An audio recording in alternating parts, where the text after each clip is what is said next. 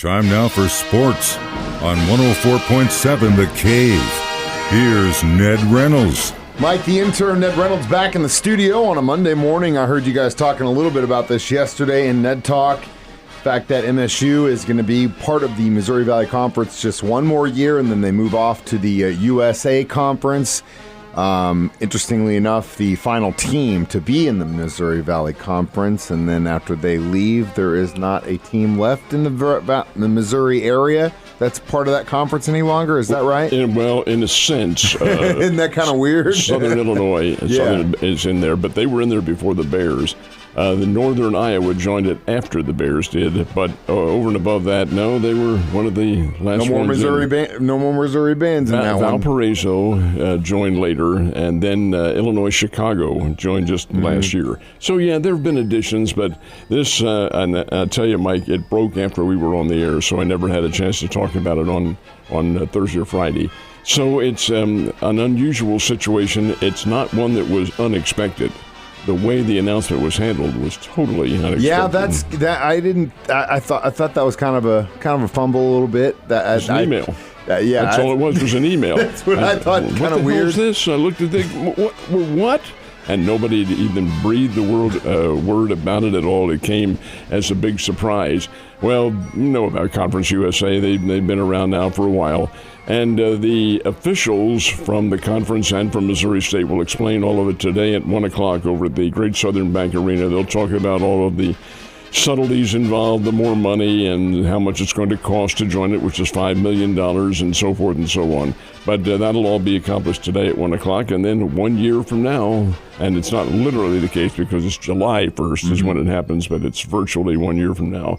The Bears will be the newest members, and co-newest members, because Delaware is also joining Conference USA, University of Delaware. It'd be interesting to see with the changes in opponents they're going to have on all different sports. It's been a long time that they've been in the Valley. So what do you think is the reason behind this move? No question about it. It's football is the driving force. The officials at Missouri State University decided that, hey, all these conferences coming together, and you've seen them, the Big 12 is now the Big 30 or something like that, the Big 10 conference is the Big 400, and SEC and so forth. Well, that's making it more difficult now in the future to schedule big money games because there just isn't room for these schools to play. Missouri and Nebraska and all those schools, they're filled up. So the big money is not there.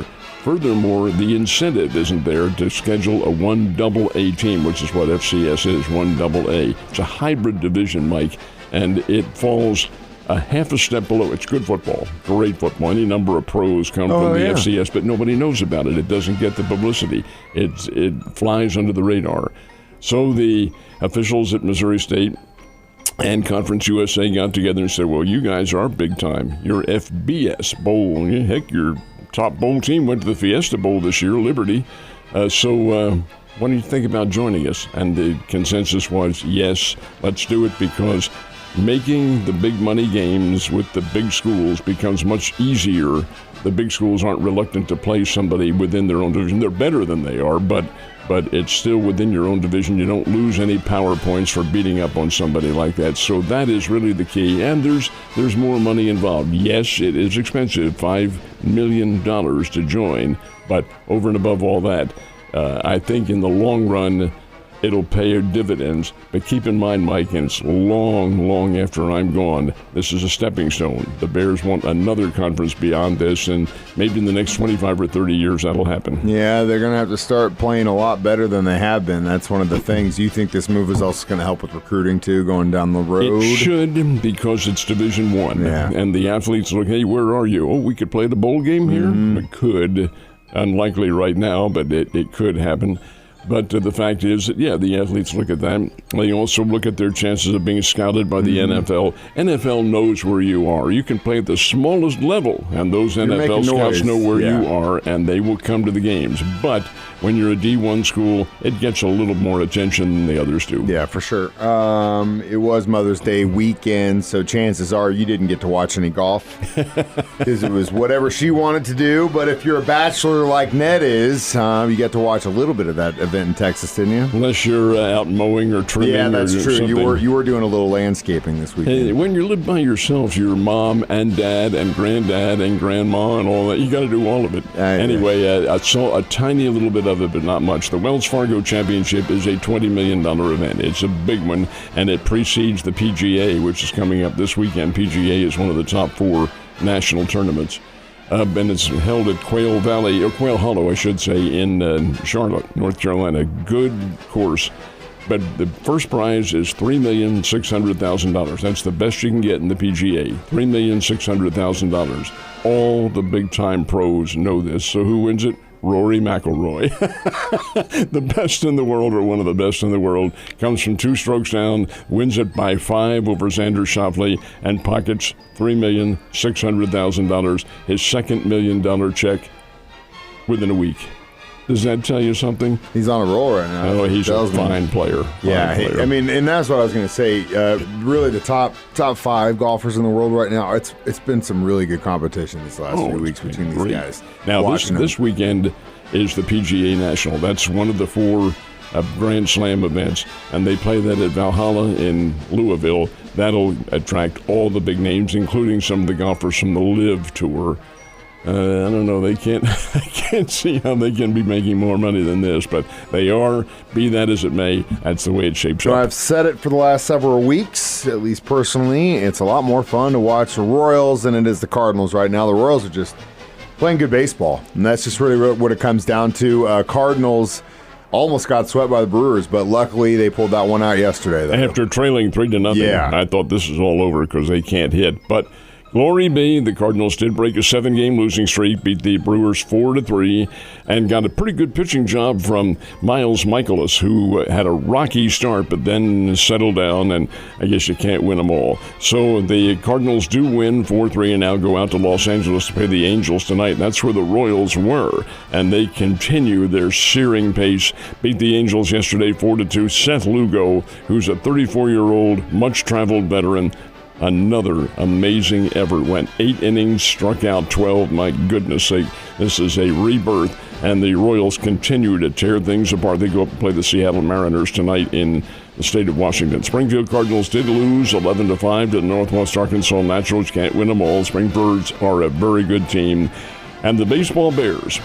The baseball Bears desperately needed a win, and they got one yesterday, 12-0 over Belmont in Nashville.